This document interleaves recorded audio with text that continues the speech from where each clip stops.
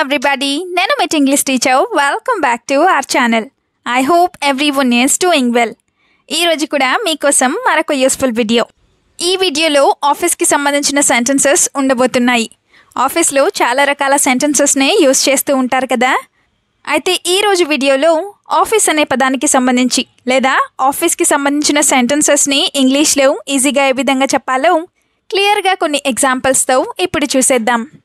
So మీరైతే వీడియోని ఎక్కడ స్కిప్ చేయకుండా చివరి వరకు చూడడానికి ట్రై చేయండి.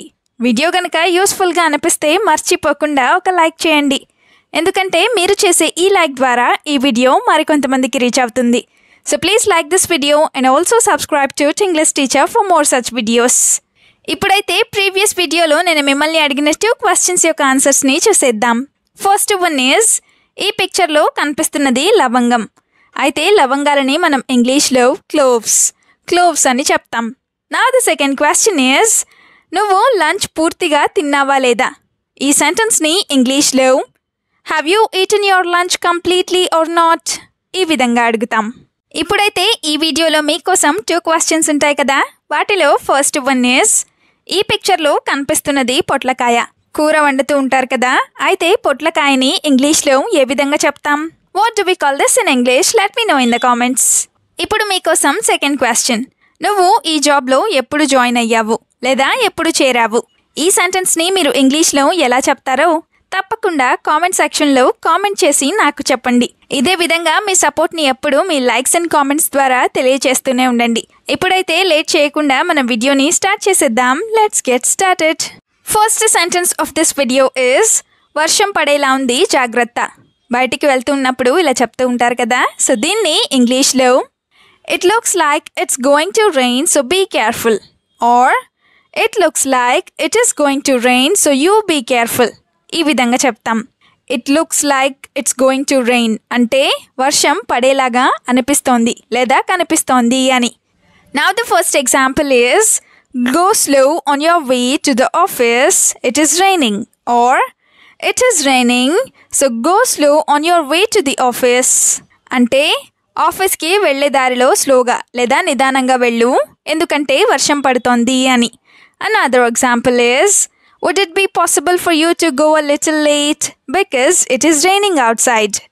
Would it be possible for you to go a little late because it is raining outside అంటే నీకు కాస్త ఆలస్యంగా వెళ్ళటం వీలవుతుందా లేదా కుదురుతుందా, ఎందుకంటే బయట వర్షం పడుతోంది అని.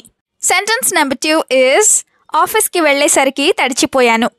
ఇలా కూడా జరుగుతూ ఉంటుంది కదా. సో దీన్ని ఇంగ్లీష్లో I was drenched when I went to the office. I was drenched when I went to the office ఈ విధంగా చెప్తాం. ఐ వాజ్ డ్రెంచ్డ్ అంటే నేను తడిచిపోయాను అని. Let's have some examples now. First one is, on my way to office it rained heavily and I got drenched. On my way to office it rained heavily and I got drenched అంటే నేను ఆఫీస్కి వెళ్ళే దారిలో పెద్ద వర్షం పడింది, దానివల్ల నేను తడిచిపోయాను అని. Another example is, I got completely wet while going to the office and the AC in the office gave me a bad cold. I got completely wet while going to the office and the AC in the office gave me a bad cold అంటే నేను ఆఫీస్కి వెళ్ళే దారిలో పూర్తిగా తడిచిపోయాను, అలాగే ఆఫీస్లో ఉన్న AC వల్ల నాకు బాగా జలుబు చేసింది అని. సెంటెన్స్ నెంబర్ 3 ఈజ్, ఈరోజు పనంతా చేయాల్సి వచ్చింది. ఇలా కూడా అంటూనే ఉంటారు కదా. సో దీన్ని ఇంగ్లీష్లో I had to do all the work today. I had to do all the work today ఈ విధంగా చెప్తాం. ఐ హ్యాడ్ టు డూ అంటే నేను చేయాల్సి వచ్చింది అని. దీనికి సంబంధించిన ఎగ్జాంపుల్స్ని చూద్దాం. First one is, today 3 of my colleagues did not come to the office so I did their work also, or today 3 of my colleagues did not come to the office so I did their work too అంటే ఈరోజు మా colleagues లేదా ఈరోజు మా కొలీగ్స్లో 3 ఆఫీస్కి రాలేదు, అందుకే వాళ్ళ పని కూడా నేనే చేశాను అని. Another example is, doing so much at once gave me a headache, or doing so much work at once gave me a headache అంటే ఎక్కువ పని ఒకేసారి చేయడం వల్ల నాకు తలనొప్పి వచ్చేసింది అని. సెంటెన్స్ నెంబర్ 4 ఈజ్, ఈ వర్క్ వల్ల జుట్టు కూడా ఊడిపోతుంది. ఎక్కువగా ల్యాప్టాప్స్ కంప్యూటర్స్ చూసే వాళ్ళకి ఇలా జరుగుతూ ఉంటుంది కదా. సో దీన్ని ఇంగ్లీష్లో my hair is also falling due to this work, my hair is also falling due to this work ఈ విధంగా చెప్తాం. డ్యూ టు దిస్ వర్క్ అంటే ఈ పని వల్ల అని. For example, I sit in front of the laptop for a long time in a day and that's why I am getting all the problems. I sit in front of the laptop for a long time in a day and that's why I am getting all the problems.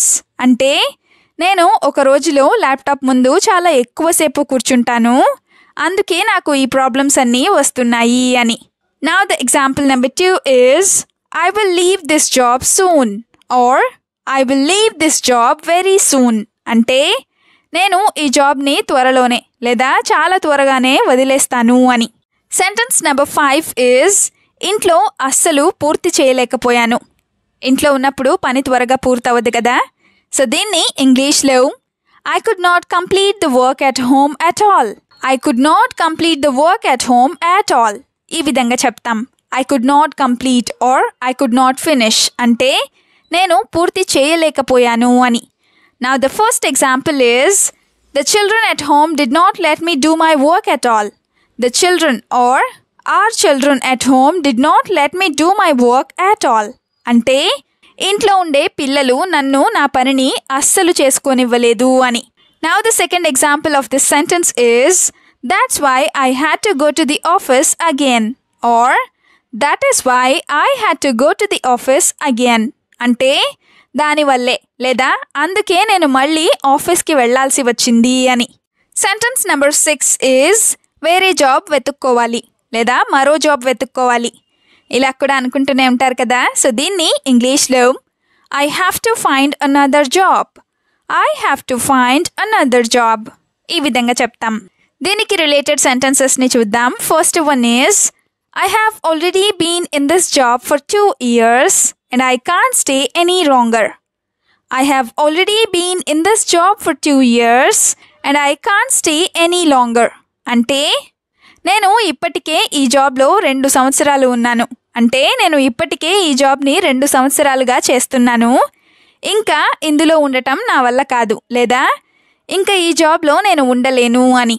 Another example is I also need more salary so I am leaving this job and looking for something else. I also need more salary so I am leaving this job and looking for something else. అంటే నాకు salary కూడా ఎక్కువగా కావాలి, అందుకే నేను ఈ job మానేసి మరొక దాన్ని చూసుకోవాలి లేదా చూసుకుంటున్నాను అని. నెక్స్ట్ సెంటెన్స్ ఈజ్ ఈ జీతం అస్సలు సరిపోవట్లేదు. ఇలా కూడా చాలా ఫ్రీక్వెంట్గానే అంటూ ఉంటారు కదా. సో దీన్ని ఇంగ్లీష్లో This salary is not at all enough for me. This salary is not at all enough for me. ఈ విధంగా చెప్తాం. Not at all enough అంటే అస్సలు సరిపోదు అని. Now the first example is I can't do more work with such a low salary or I can't do more work with such a low salary anymore. అంటే నేను ఇంత తక్కువ జీతానికి ఇంత ఎక్కువ పని ఇక చేయలేను అని. Another example is by God's grace my salary has increased and I am happy now. By God's grace my salary has increased and I am happy now. అంటే దేవుడి దయ వల్ల నా జీతం పెరిగింది, నాకు ఇప్పుడు హ్యాపీగా ఉంది లేదా నేను ఇప్పుడు సంతోషంగా ఉన్నాను అని. Now the last sentence is ఎంత ట్రై చేసినా జాబ్ రావట్లేదు. చాలా మందికి ఇలా జరుగుతూ ఉంటుంది కదా. సో దీన్ని ఇంగ్లీష్లో No matter how hard I try, I can't get a job. No matter how hard I try, I can't get a job. ఈ విధంగా చెప్తాం. No matter how hard అంటే నేను ఎంత కష్టపడి ట్రై చేసినా అని. For example, I have always been trying for a good job but never got it. I have always been trying for a good job but never got it.